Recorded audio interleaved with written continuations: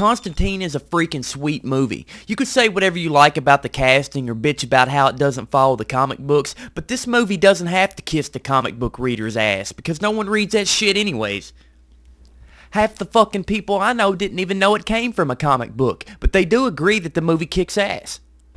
At the beginning of the movie, you can tell it's going to be pretty awesome just from the snazzy logo at the beginning. But once you see the epic exorcism in the mirror, you know you're in for one hell of a ride. Free boss.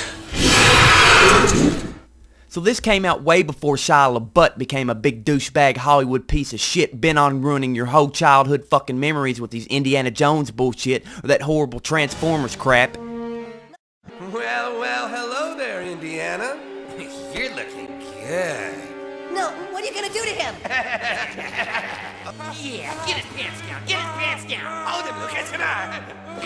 He ain't going nowhere. Yeah.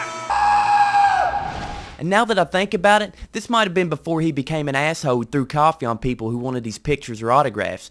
In all honesty, he really ruins his film for me when I think about it. But this is even Steven's Shia LaBeouf, so he's a little bit cooler than the Transformers asshole jerk LaBeouf. You know the guy that I'm talking about? I've got a problem. I did the worst thing I could possibly do. There you go, Lucas, stick him. He's gonna do it right there. All right, Georgie. Grab his hands. Come on, big guy.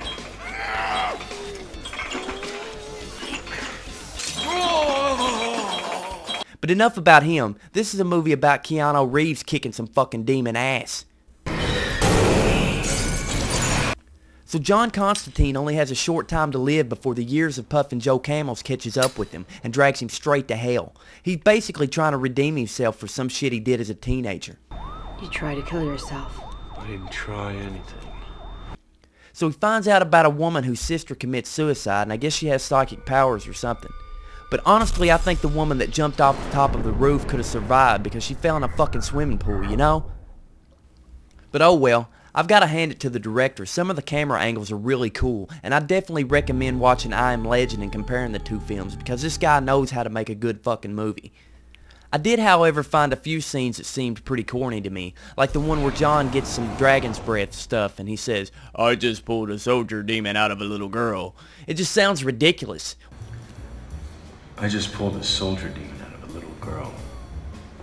You did what? I just pulled a soldier demon.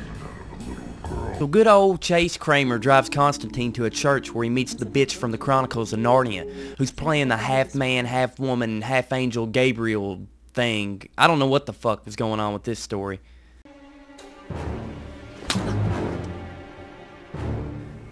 And back at the detective chick Angela's house, she's trying to find out why her sister killed herself when the phones start ringing. This scene really sent chills down my arm.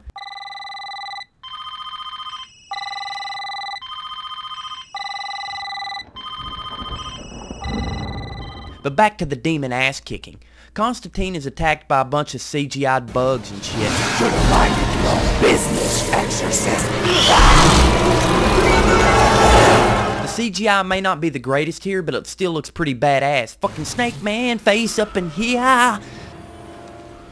The first time I saw this, I felt like I was watching Mr. Boogie from The Nightmare Before Christmas shown up in a live action movie. It's pretty cool, I can't lie. What you done?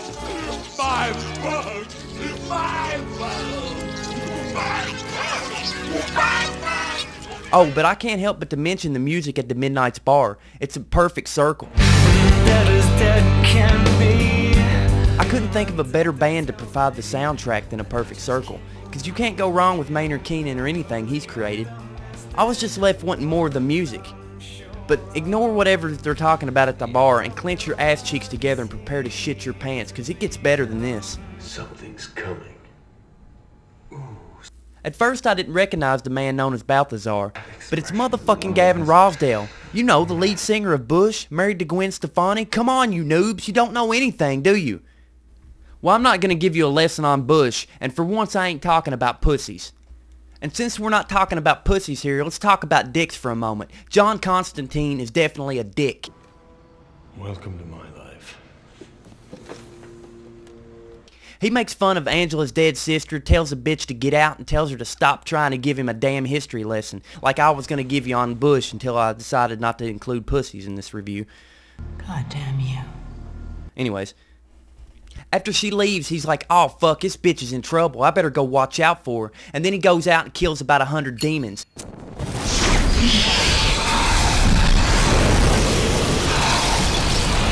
I ain't got no complaints about this movie. What I couldn't get over was the scene with the pussy, and I ain't talking about vagina, I'm talking about the kitty cat. He's almost a better actor than that fucking Even Stevens pussy.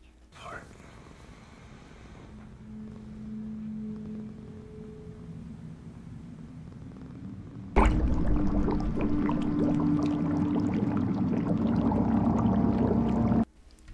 also love how the slow-mo effects were done when John ends up traveling to hell. They're just badass. It's just a really badass looking epic scene of a post-apocalyptic version of Earth. It's pretty much the same scene on the back of the DVD case. It really makes you want to see more of hell because it's only a brief glimpse. And when John's talking about his past, seeing the demons pop up surprises the fuck out of you, even if you've seen the movie a few times. So later on, John goes on a hunt to find out what the hell's going on. But what I found interesting was that there's a version of the Bible in hell. That kind of makes the plot pretty cool, I think.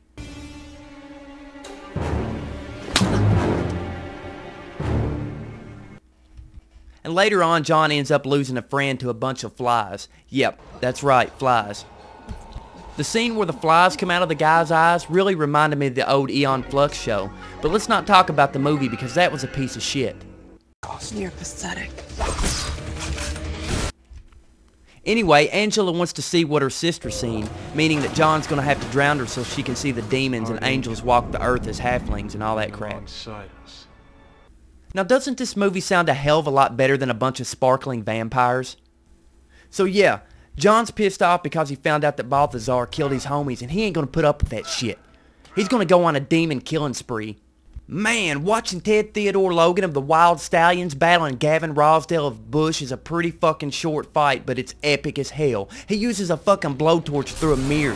And I mean, it gets really bizarre seeing Gavin Rosdale look so nasty. But I think I've seen him look much worse. Much, much worse. So after fucking up Balthazar, John finally gets to use the chair that he's been trying to this whole entire film. Oh, and Mr. Even Stevens has to get his last 2 cents in. Half-breeds are most vulnerable when their outer skin is breached by holy water.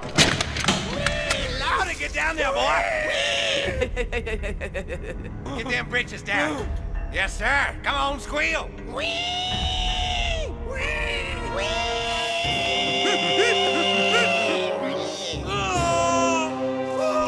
But the ending of the film is the best part. It turns into an old school video game styled action filled shoot 'em up with our boy Constantine running amok on a bunch of fucking demons. Oh, and apparently Angela's carrying the Antichrist. But what you really want to know about is old Chaz is finally beaten to death.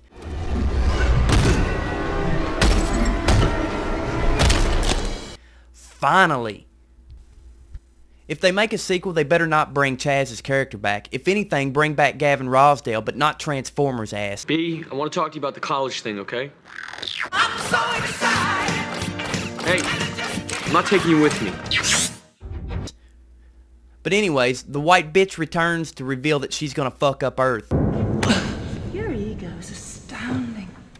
But not before Constantine can get a hold of Lucifer, who's pissed off that his deadbeat son's trying to take over Earth before he can.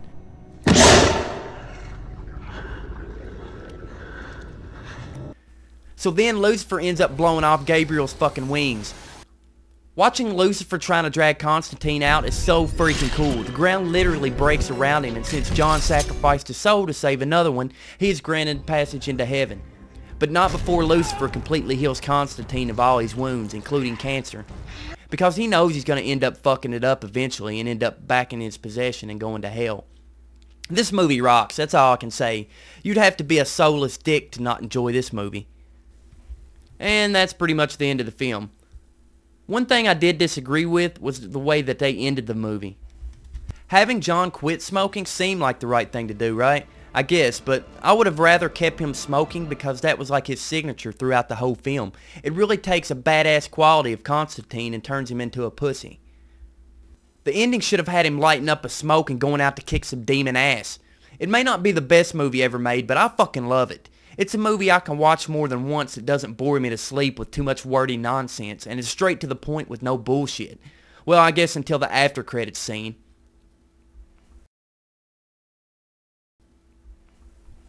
There's even a messed up after credits scene where the Disney douche had to have his last hurrah. John drops off a lighter at Chaz's grave and LaButte shows back up as a fucking angel.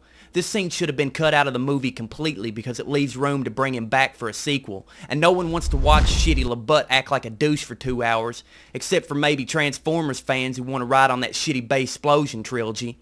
We start by making a big CG building, and then we have a meteor go whoosh, and it's all like crawl, and motorcycles burst into flame while they jump over these helicopters, right? An 18-wheeler spins out of control, and it's all like brush into this huge tanker full of dynamos. Crawl, crawl.